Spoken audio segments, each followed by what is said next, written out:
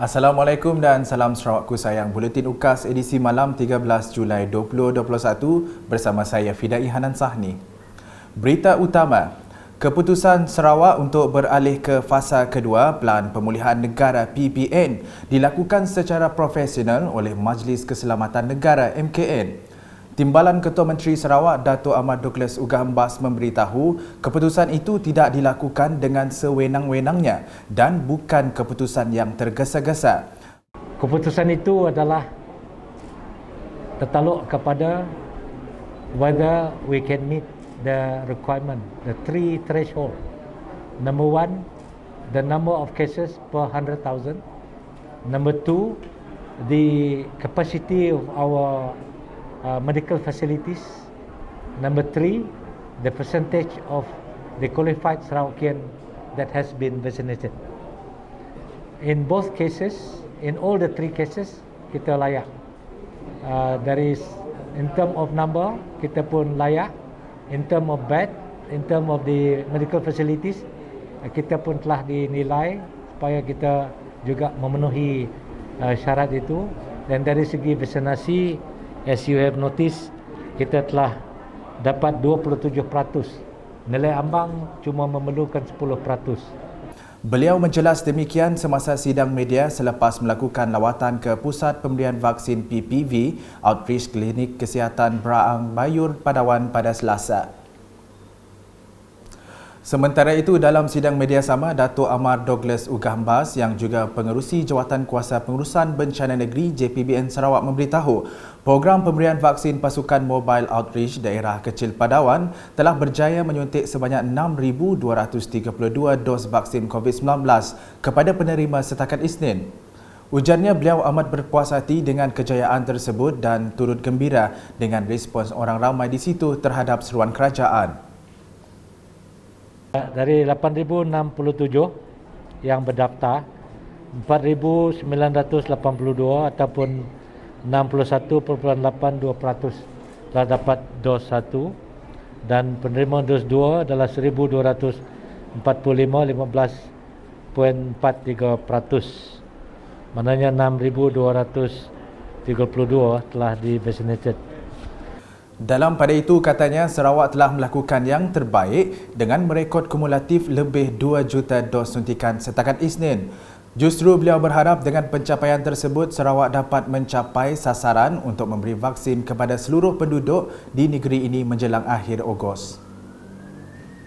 Terdahulu, Dato' Ahmad Douglas Ugah telah menyempurnakan program penyerahan sumbangan peladang prihatin di Pusat Pemberian Vaksin PPV Siburan. Program yang dianjurkan oleh Jabatan Pertanian bahagian Serian ini bertujuan menyerahkan sumbangan bakul buah-buahan atau fruit basket kepada petugas barisan hadapan bagi memberi semangat serta dorongan dalam menjayakan program imunisasi COVID-19 kebangsaan PICK. Menurut penyelaras PPV Siburan Dr. Diana Lau Suk Chin, seramai 1,000 orang penerima vaksin dijangka menerima vaksin pada Selasa melalui kaedah hybrid. Turut hadir ialah Menteri Muda Pemodenan Pertanian, Tanah Adat dan Pembangunan Wilayah Merangkap Adun Tarat, Datuk Roland Sagah Wiin, Menteri Muda Pengangkutan Sarawak Merangkap Adun Mambung, Datuk Dr. Jerib Susil dan Timbalan Setiausaha Kerajaan Negeri, Datuk Iqbal Hunjoid. Laporan seterusnya, Majlis Sukan Negeri MSN Sarawak meneruskan program vaksinasi COVID-19 atlet Sukan Malaysia SUKMA ke-20 Johor 2022 bagi fasa ketiga di Miri. Menurut Menteri Belia dan Sukan Sarawak Dato' Abdul Karim Rahman Hamzah, seramai 49 atlet dan jurulatih di bahagian Miri terlibat dalam fasa ini. For the third phase of vaccination, there are 49 athletes and coaches based in Miri. And there are those who will be representing us in various sports, namely rugby, squash, and we've got our state squash players from Miri. And then the ladies rugby archery, athletics, sailing, wushu, football, sepak takraw, e-sports, silat, beach volleyball, and badminton. Those athletes are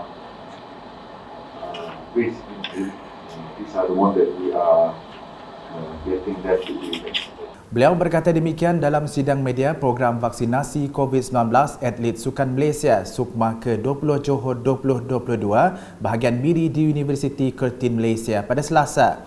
Sarawak merupakan negeri pertama melaksanakan program vaksinasi kepada atlet, jurulatih dan pegawai sukannya sebagai langkah agar atlet negeri ini dilindungi dari COVID-19 selain memastikan latihan dan persiapan mereka mengikut jadual. Keseluruhannya seramai 808 atlet, jurulatih dan pegawai dari 31 jenis sukan yang dijadualkan beraksi di Sukma tahun depan di Johor. Sementara itu, beberapa orang atlet yang ditemui melahirkan rasa gembira dan terima kasih kepada MSN Sarawak kerana membantu atlet mendapatkan suntikan vaksin. Terima kasih dekat MSN sebab telah bagi peluang untuk ambil vaksin dan mengklaim sukan. So here I'm going to say that I want to thank you for MSN and SCC for providing us the opportunity for the slot and for the athlete as well, and thank you for this opportunity. Selanjutnya, sambutan Hari Sarawak 2021 akan diadakan secara hybrid dengan jemputan terhad bagi mematuhi prosedur operasi standard SOP.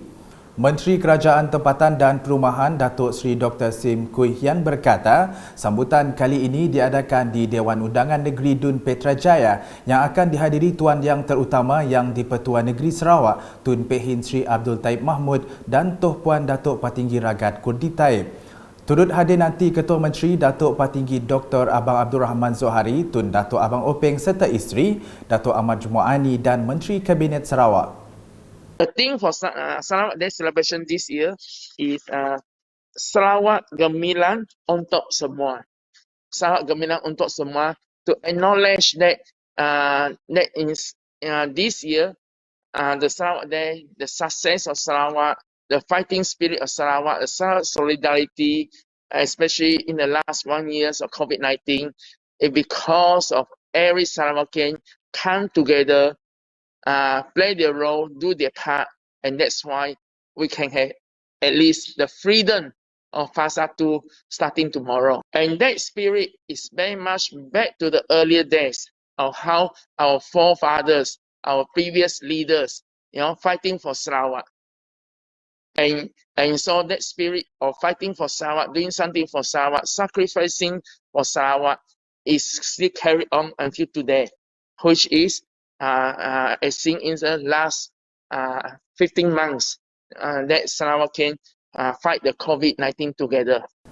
Beliau berkata demikian dalam sidang media Hari Sarawak 2021 yang diadakan di Wisma Bapa Malaysia pada Selasa.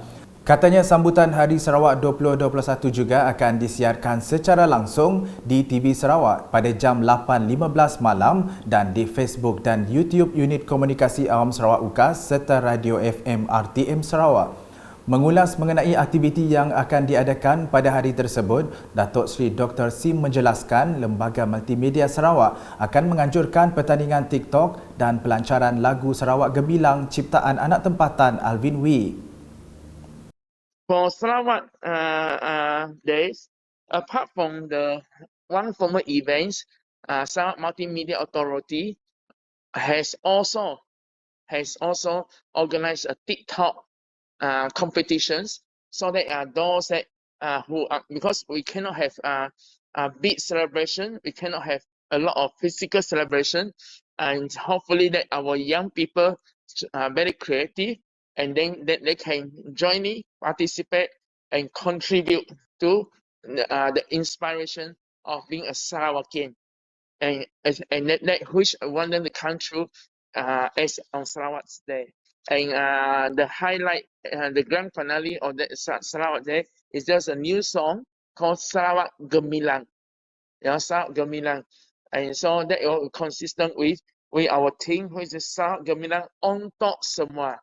Tambahnya, jemputan pada hari itu dihadkan kepada 100 orang sahaja dengan tetamu terdiri daripada pertubuhan bukan kerajaan NGO dan petugas barisan hadapan sebagai penghargaan kerana bertungkus lumus mengekang penularan wabak COVID-19.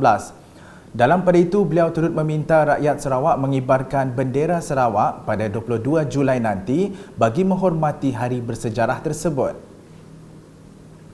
Beralih dengan laporan di Sadong Jaya, inisiatif kerajaan negeri untuk bekerjasama dengan pihak bank mewujudkan perkhidmatan bank bergerak telah memudahkan penduduk luar bandar menjalankan urusan perbankan.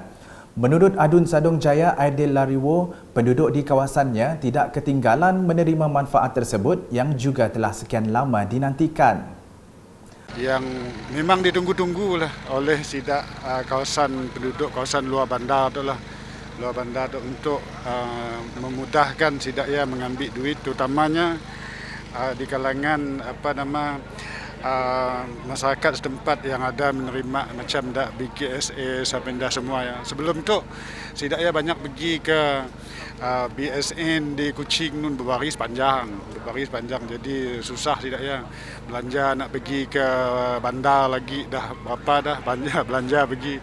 Jadi bila dah ada macam tu yang bergerak tu, jadi sudah tentunya memudahkan teruslah yang dialu-alukan oleh masyarakat luar bandar kita tu lah. Jadi bercakap kepada UKAS semasa meninjau program ATM bergerak RHB yang dianjurkan RHB Banking Group di Pekan Sadong Jaya pada Selasa, beliau menambah perkhidmatan tersebut membawa manfaat kepada lebih 20,000 orang penduduk.